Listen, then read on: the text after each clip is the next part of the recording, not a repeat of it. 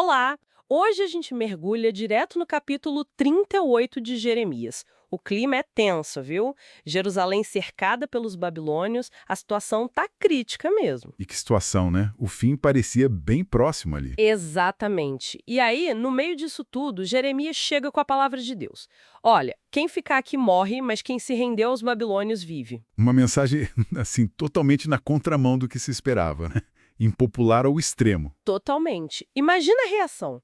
Os oficiais, claro, ficaram com furiosos. certeza. Acusaram ele de desanimar todo mundo, os soldados, o povo. Diziam que ele queria o mal da cidade, não o bem. Queriam a cabeça dele, basicamente. Sim, pediram a morte dele para o rei Zedequias. E o rei? E o rei Zedequias, numa posição super delicada, né? Ele meio que lavou as mãos, falou: olha, ele tá aí com vocês, façam o que quiserem, eu não posso ir contra vocês. É uma demonstração de fraqueza impressionante, né? Ele cede à pressão política ali. Totalmente. E com essa liberdade toda, o que eles fazem? Jogam o Jeremias numa E cisterna. não era uma cisterna com água, né? Isso é importante. Não, só lama. E diz que ele começou a afundar na lama. Imagina o desespero. Nossa, que cena!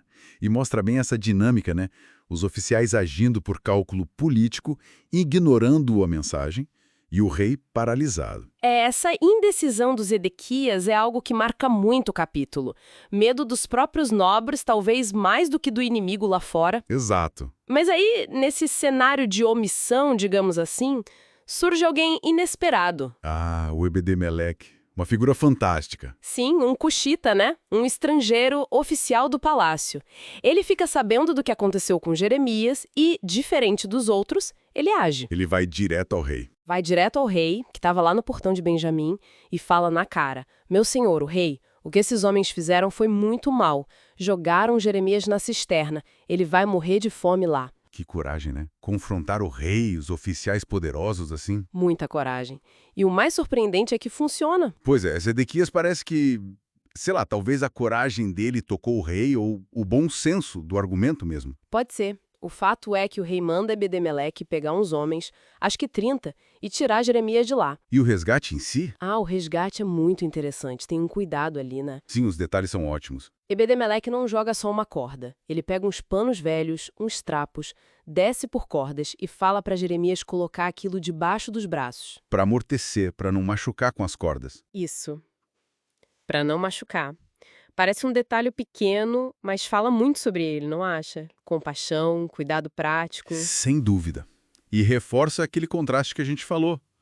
Um estrangeiro mostrando a moral, a ação que faltava nos líderes de Judá. É a integridade pessoal contra a conveniência política, né? Exatamente. Mas a história de Jeremias com o poder não acaba aí, né? Não, tem mais. Mesmo depois de ser salvo, o rei Zedequias manda chamar ele de novo. Só que dessa vez, em segredo. Escondido. É. Numa entrada mais reservada do templo, o rei pede sinceridade, jura que não vai matar Jeremias, nem entregar ele para os inimigos. Ele quer ouvir a verdade, mas será que está pronto para ela? Boa pergunta. E Jeremias mais uma vez repete a mensagem. Olha, se você se render aos oficiais da Babilônia, sua vida será poupada, a cidade não será queimada. Mas Mas se não se render, a cidade cai, vai ser entregue aos babilônios e você não escapa. A mesma mensagem, clara e direta. e aí vem o ponto central do medo de Zedequias, né? Ele se abre. Sim, ele confessa, diz, eu tenho medo dos judeus que já passaram para o lado dos babilônios. Ah, olha só. Tenho medo que se eu me render, eles me entreguem nas mãos dos babilônios e aí eles vão me maltratar. Entendi. O medo não é só do inimigo estrangeiro, mas da humilhação perante os próprios compatriotas que mudaram de lado. Que complexo. Muito. Revela demais sobre a psicologia dele, né?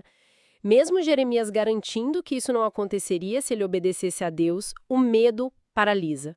O medo do julgamento, da perda de status. É a tragédia da liderança indecisa, né?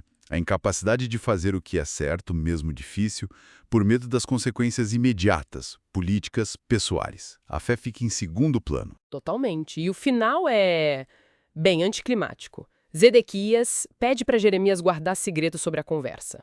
Pede para ele mentir, né? basicamente.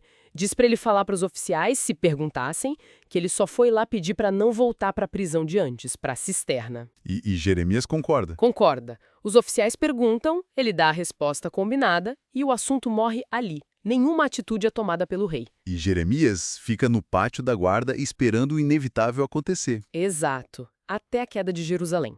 Então, resumindo, esse capítulo 38 é esse confronto brutal, né? A orientação de Deus, clara através de Jeremias, E do outro lado, essa teia complexa de medo humano, política, indecisão, tudo personificado no rei Zedequias. exatamente. E as consequências dessa hesitação são trágicas para ele e para a cidade toda. Fica mesmo para a gente pensar sobre os tipos de coragem, né? A coragem de Jeremias, persistente na missão, A coragem moral do Ebed-Meleque, nadando contra a maré. e a falta dessa coragem justamente na liderança principal, quando mais se precisava dela. O que será que leva alguém a agir certo sob tanta pressão, né? Mesmo quando o certo parece perigoso ou vai contra todo mundo. Uma pergunta fundamental que ecoa muito além da história de Jeremias.